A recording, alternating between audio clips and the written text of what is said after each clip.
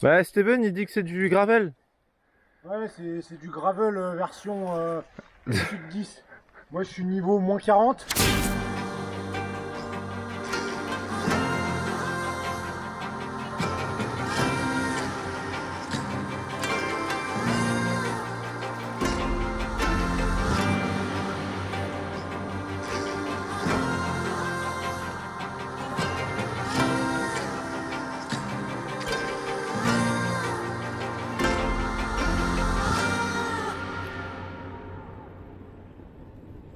Hello tout le monde, on se retrouve ce matin en Bretagne pour le Gravelman Braise.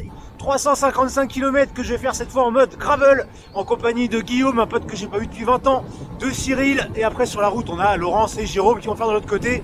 Bref, ça promet, ça va être long, ça va être cool.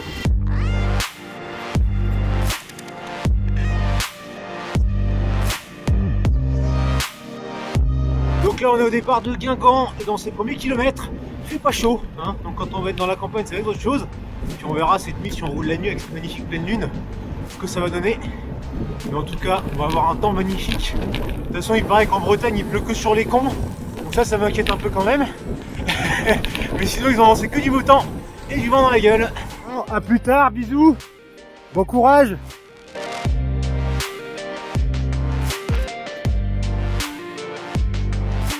À peine le kilomètre 4, première côte, terrain meuble, tout le monde marche. Il y a juste le mec qui nous a doublé qui marche pas quoi.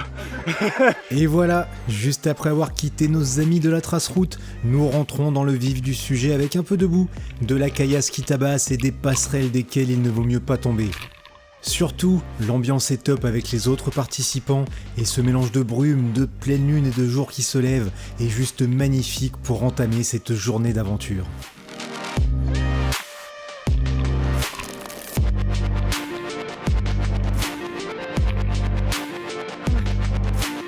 Je peux vous dire que celle-là pour le petit-déj, elle tabasse. Ouh.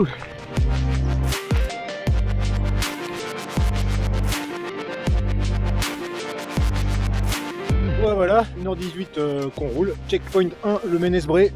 On voit tout à fait bien le paysage.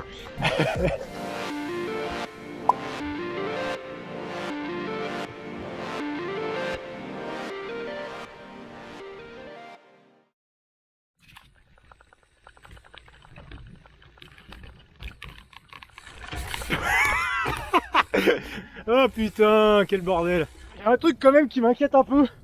C'est un peu marqué station VTT. 7, 8, 9, c'est quoi? C'est le niveau? Parce que ça va pas au-dessus de 9 là. Quand c'est noir, c'est bien que c'est roulant. Je vais rentrer chez moi. Mais il faut sortir de sa zone de confort, on fait du ski mais voilà c'est cool. Et là, clairement, faire du vélo dans la boue, ce n'est pas du tout dans ma zone de confort. Mais bon, jusque là, ça me fait bien marrer.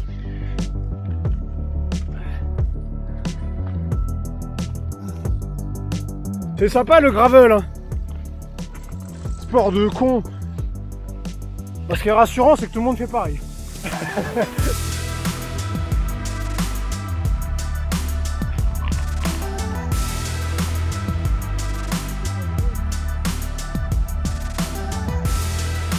Le soleil arrive les amis, le soleil arrive.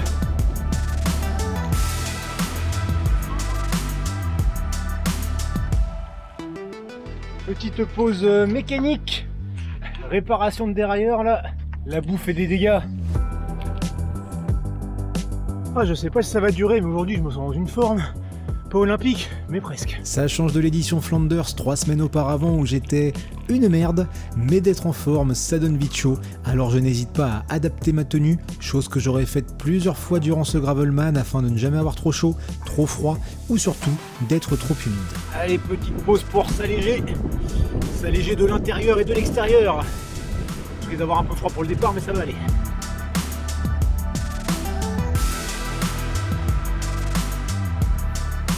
Là on est le 18 mars, il y a exactement 2 ans on découvrait les joies du confinement. Aujourd'hui, on fête la liberté. Franchement, on est pas bien là.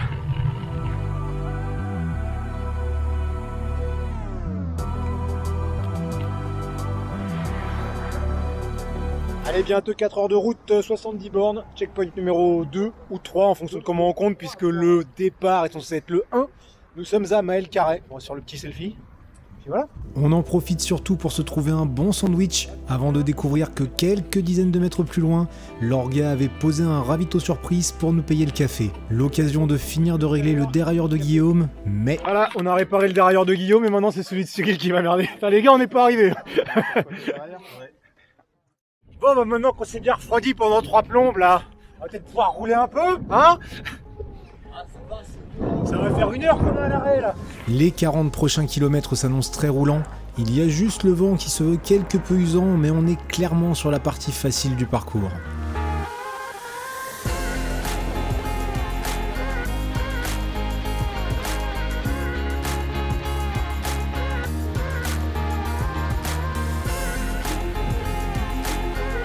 Au bout d'un moment, on retrouve le canal de Nantes à Brest et je vois sur l'autre rive ce chemin emprunté presque 2 ans auparavant avec déjà 600 bornes et demi-blanches dans la tronche. Puis nous voilà sur la Vélodyssée où je découvre 2 jours ce que j'avais parcouru dans le noir.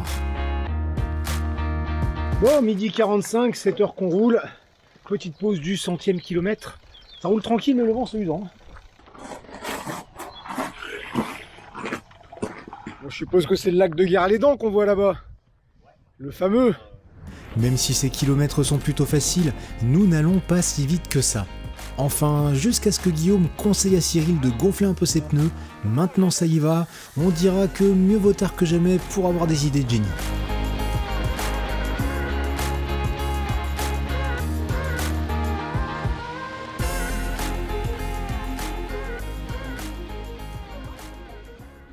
Nous sommes au checkpoint, je suis extrêmement déçu.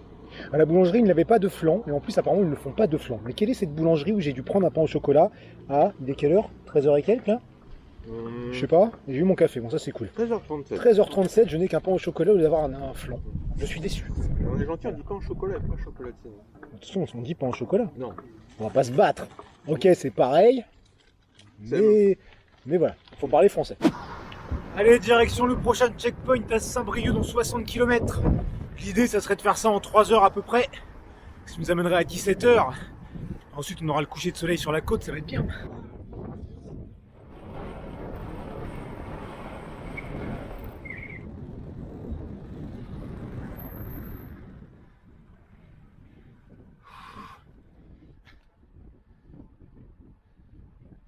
Ça passe, tranquille. Tranquille le mur de Bretagne.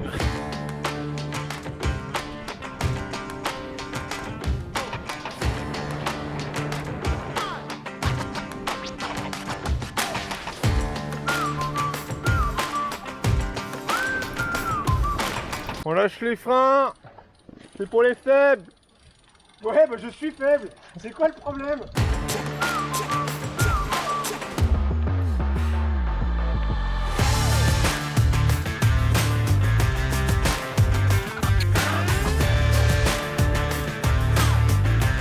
Oh putain, ce vent qu'on se prend dans la gueule!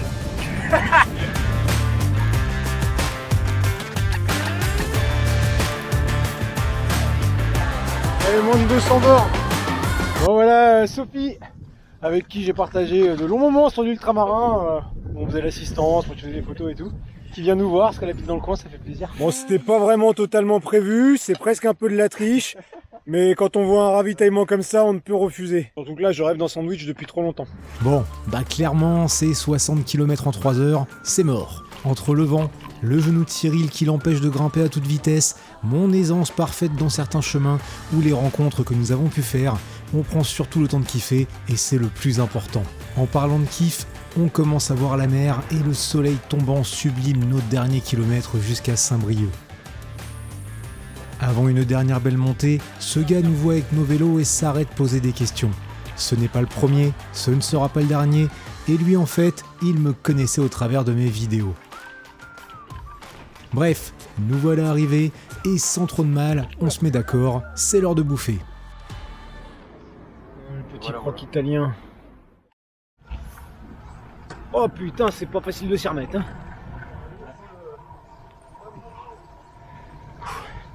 Putain, enculé. Là, elle est en sens interdit sauf vélo.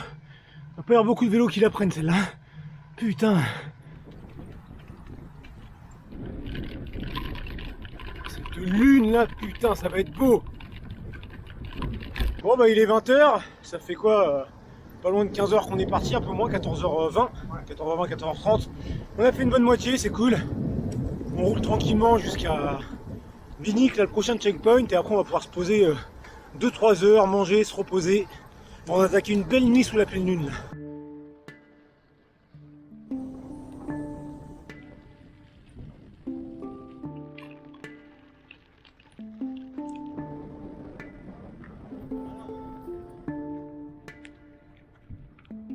Mais Polo, il paraît que t'avais tout à l'heure environ 18 heures d'avance sur nous. Ouais, Je peux savoir ce que tu fous là? bah entre temps j'ai dormi 18 heures à peu près. Ah d'accord. Voilà. Je peux savoir pourquoi t'as pas fait ton selfie encore au checkpoint? Il y a un checkpoint là? Bah oui. Ah, je sais pas. Putain, à chaque fois tu fais le coup. Oh vache. Ça va les gars, c'est pas long.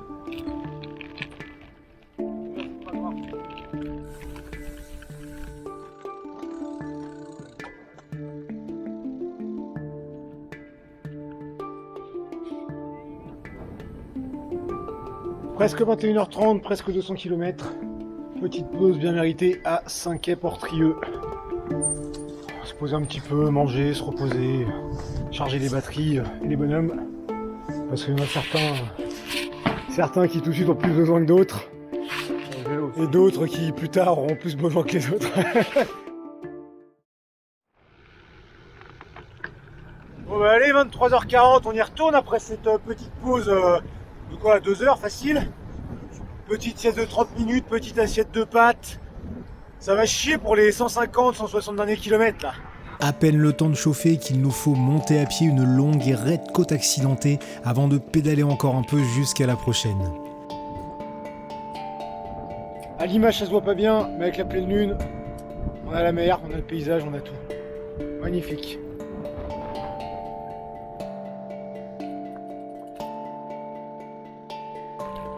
Mais ce truc de baiser qu'on vient de monter quand même là. Sérieux. Franchement. Merci Steven. Voilà. Heureusement que la lune nous offre ce paysage que vous ne voyez pas. C'est génial. Certains d'entre vous ne comprendront pas ce choix de rouler de nuit, de manquer les magnifiques paysages bretons, mais comme je viens de le dire, la pleine lune nous offre un décor unique. Rouler la nuit, c'est une ambiance différente, c'est profiter de moments qui n'appartiennent qu'à nous, et je vous invite vivement à tenter l'expérience. Nous voilà au checkpoint du port de Paimpol au 229e kilomètre. Il est 1h55. On va se faire quelques minutes d'arrêt tranquille. Manger, ça va faire du bien. En repartant de Paimpol, Guillaume nous dit qu'il commence à avoir violemment mal au cul, alors on cherche des solutions, mais rien à faire. La douleur est insupportable et après 245 km, il préfère s'arrêter. Vraiment ça fait chier et là faudra pas qu'on attende encore 15 ou 20 ans pour remettre ça. S'il y a au moins une bonne nouvelle, c'est que maintenant le vent nous pousse et nous aide à faire vite défiler les kilomètres. 4h12 du mat, bonne nouvelle, il ne reste plus que 100 km à parcourir, enfin 99,9. Il vous risque de pas être très facile, hein. On sent qu'il y a toutes les petites conneries qui vont arriver à la fin. Qu'en penses-tu? On va bien s'amuser, moi. Ouais. Les conneries ne tardent pas à arriver. Avec la boue, Cyril se tôle, le genou direct sur un caillou, et sur le coup, je me demande vraiment si on va pouvoir repartir. Au final, ça semble aller, et nous atteignons tranquillement le prochain CP, où il faudra revenir en journée pour profiter de la vue.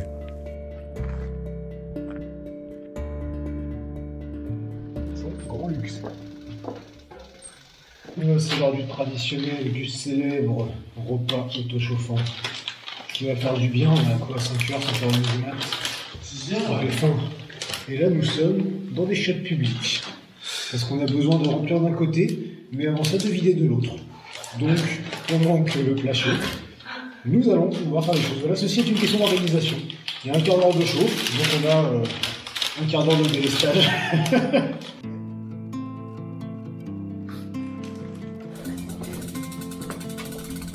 Oh, ça fait pas chaud quand on ressort. Oh vache. Non mais je crois qu'il veut que je finisse tout seul, c'est pas possible. J'étais en train de descendre. Je l'ai vu s'envoler. Il a voulu prendre à droite mais il y a un trottoir. Non mais mec, Très grosse frayeur sur ce coup qui rappelle qu'avoir un casque sur la tête est loin d'être une chose inutile. Bon, là, il y a comme un petit souci. Il y a marée haute là. Normalement, la trace, elle nous fait passer là, mais on n'est pas amphibie.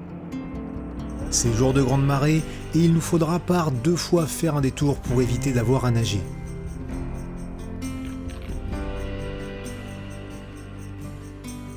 Et maintenant, alors que nous apprécions le spectacle offert par ce splendide lever de soleil, ces derniers instants de calme avant que la vie ne reprenne, on sent le coup de barre qui nous tombe dessus et la grosse envie de se poser boire un café. Je vous laisse donc imaginer le bonheur provoqué par la vue de cette boulangerie.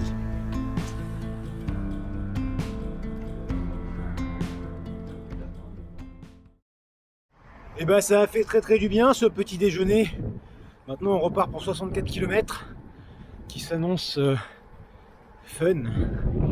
Je sais pas à quelle heure on va finir mais on y va. Je crois que tout au fond on voit Roscoff avec la chapelle Sainte-Barbe où j'étais arrivé pour Alertware.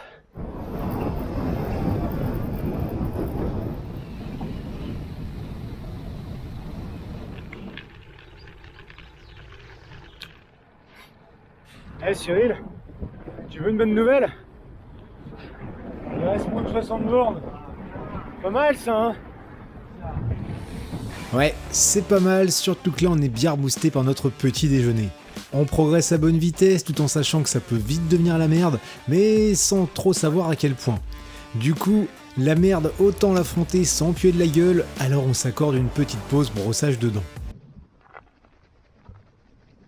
On se retrouve ensuite rapidement dans un enchaînement de montées et de descentes pleines de boue et d'obstacles qui rendent interminable et quelque peu déplaisante la progression vers le dernier checkpoint qui finira par joliment se dévoiler au travers des arbres. On arrive enfin à ce dernier checkpoint là, le château de Tonquédec, après avoir fait 7 ou 8 km en 1h30.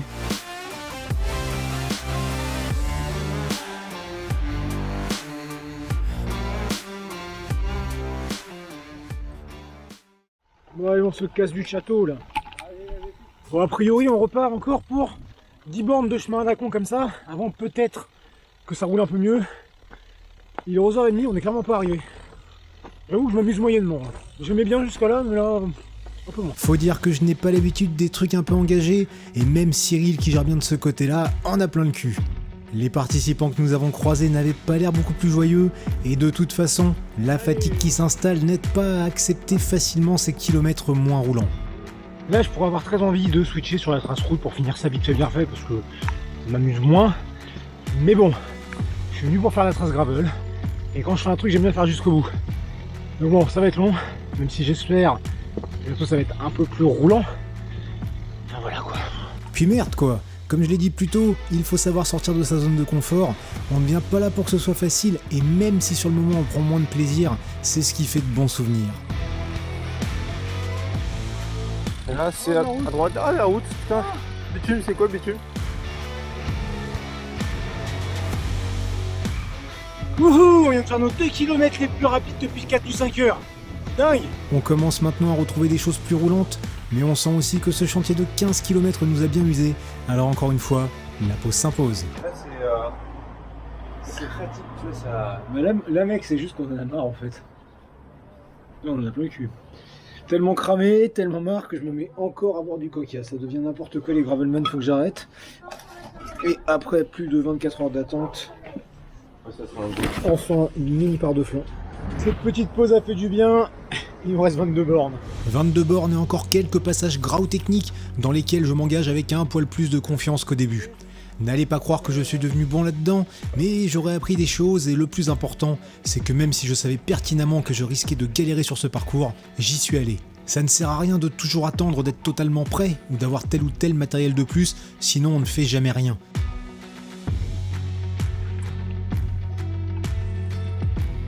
Alors, qu'est-ce qui t'arrive mon gars?